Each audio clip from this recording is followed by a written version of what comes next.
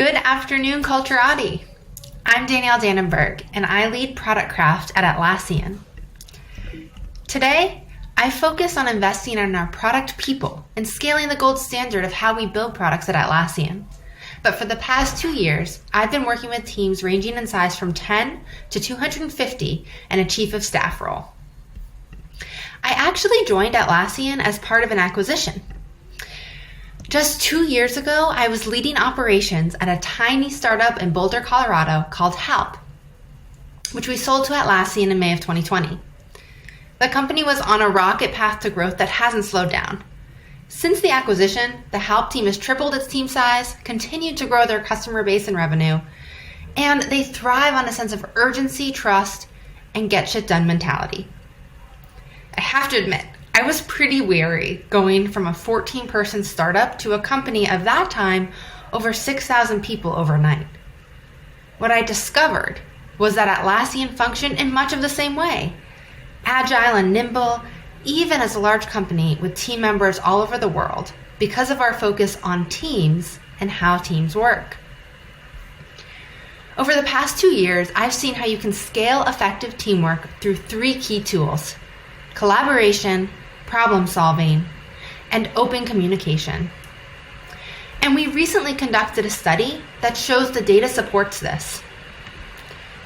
In partnership with Bloomberg, Atlassian conducted web-based focus groups among teams across several industries and geographies, in total speaking to over 600 teams in the US between September and December of 2021, evaluating 5 key hypotheses relating to team success.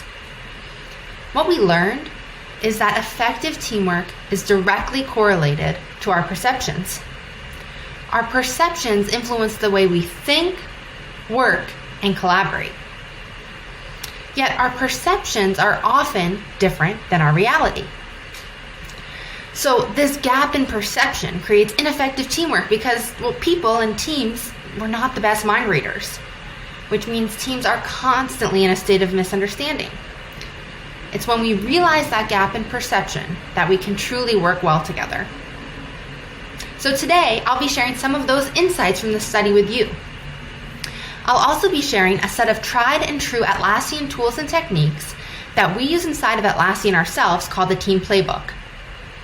Inside the playbook, you'll find workshop resources, or what we call plays, for addressing common challenges and starting important conversations.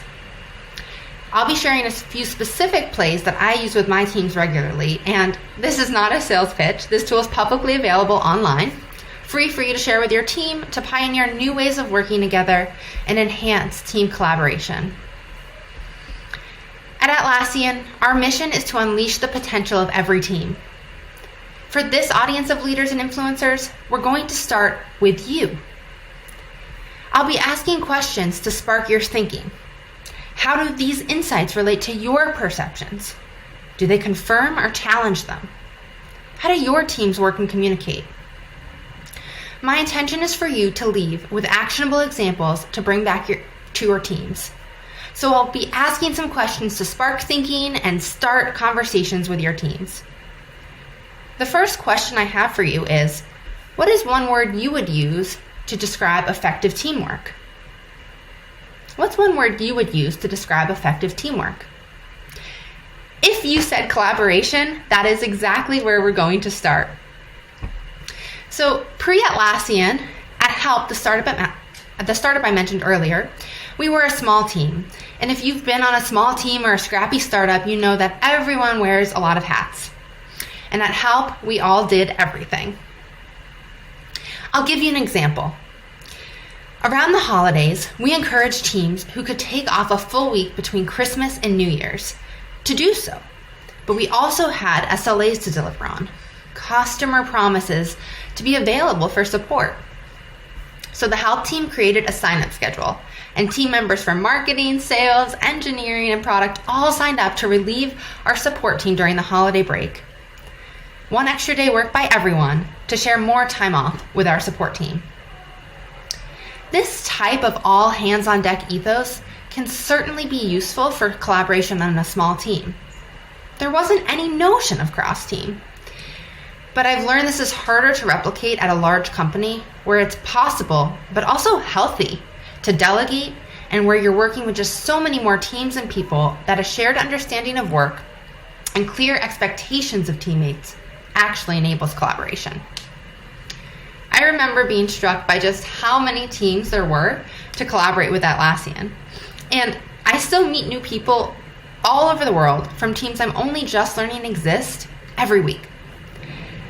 I'd rate adapting to the complexity of cross-team collaboration and learning how to partner with teams globally as one of the biggest changes we went through in our first 100 days. And it's still a big challenge. The research shows us that we're not alone. We learned that on average, more than half of the workday is spent collaborating with other departments. More than 1 in 4 people belong to cross-functional teams within their company. And the median number of coworkers on a cross-functional team is 16. Now, this number really stunned me because I've seen how each additional person can add more and more complexity to the group. When you have groups working so cross-functionally, it's really important that those roles and relationships are defined. In fact, 90% of workers believe team success is closely linked to the team members' roles and relationships with each other. And I'll give you an example of how this showed up on one of my teams. I was working with a product manager and a product marketing manager on a new product launch. They kept butting up against each other. The product manager thought the product marketing manager wasn't delivering on their work. The product marketing manager found the product manager difficult to work with. And for a few weeks, this resulted in more time spent working through the conflict than working on the product. And what we learned is that this really came down to unclear roles. At Atlassian, we have a play for this. It's called the Roles and Responsibilities play. And here's how we ran it. This is the actual example of the Confluence document that we use to run this play on this team. The gist is that you jot down all of the roles on a team, then you spend 10 minutes writing down the top 3 to 5 things you think you're responsible for your role, and writing down your understanding of the other role's responsibilities. And then you have a conversation about it. For each role, the person in the role describes their what I think notes, and then each person in the room presents their ideas in the what others think column. The group can discuss differences in ideas and prioritize what actions to take next. This really forces you to think about each other's roles and reconcile those differences. In the case of the product manager and the product marketing manager I discussed earlier, this allowed them to out their expectations, have an open conversation. And this dialogue revealed that they didn't have shared expectations. They weren't clear on the separation of duty when it came to customer value. And they had different ideas of how to inform the product strategy. But having this dialogue allowed them to leave with shared expectations and work more effectively. People assume that everyone knows what work is covered by what teammate. Well, marketing just handles this and sales handles that. But most workers actually still want more clarity on their roles. 77% believe unclear roles and responsibilities can derail a team. Yet 67% of employees would like their role to be more defined. And if you're in leadership, here's an expectation you may not be aware of. The most common source for who workers think should define roles and responsibilities? The manager. C-suiters, on the other hand, are 40% more likely to say it's the team who defines the roles through informal consensus. But we learned that workers are relying on managers for this definition. The most effective decisions are made with a shared understanding of work and clear expectations of teammates. How are roles defined at your company? Who defines the roles and responsibilities? How often do you update them? We're going to move on to open communication. Take a look at this statement. One bad apple can ruin a team. Do you agree with this statement? Well, 80% of workers believe that one bad apple can ruin a team.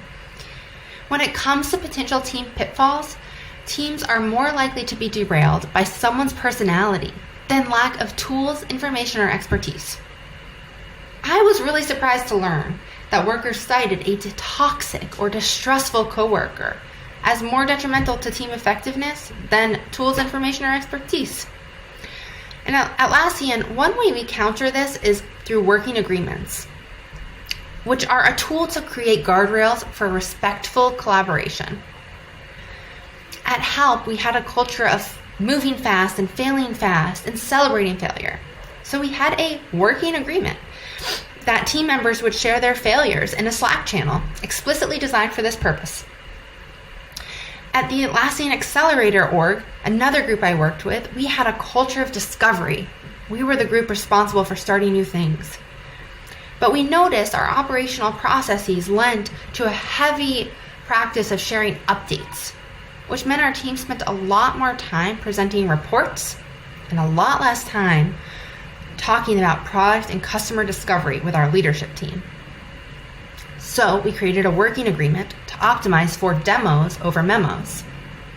What this meant was that we'd ask teams to share a live demo of their product experience or customer journey instead of just another update shared in memo form. Now, I'll say agreements are a great first step, but they still need to be enforced, and we didn't always get this right. So there was many a times we didn't enforce the agreement and memos abounded, but the important thing was we had agreements we could come back to for a shared understanding. Working agreements are extremely easy to implement. The play consists of using a collaboration document. I like to use a Trello board for this, or a Confluence page, reflecting on what is important to you as a team. Drafting agreements, combining ideas, and then voting to commit. What team behaviors do you want to be known for? Are there any behaviors you've agreed to or could imagine agreeing to as a team based on your team culture?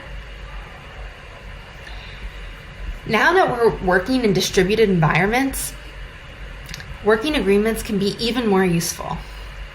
So at Atlassian, we have teams all over the world, but we have a working agreement around collaboration windows. We've agreed that to work effectively as a team and part of our Team Anywhere model, you have to have at least 4 hours of time zone overlap where you can work synchronously with your team. Working agreements can be especially useful for distributed teams. And what's interesting about distributed teams is that where you sit in an org structure can influence how you see productivity and how it relates to location. 86% of C-suite members say teams are less productive when people work in different locations. Yet only 30% of workers agree.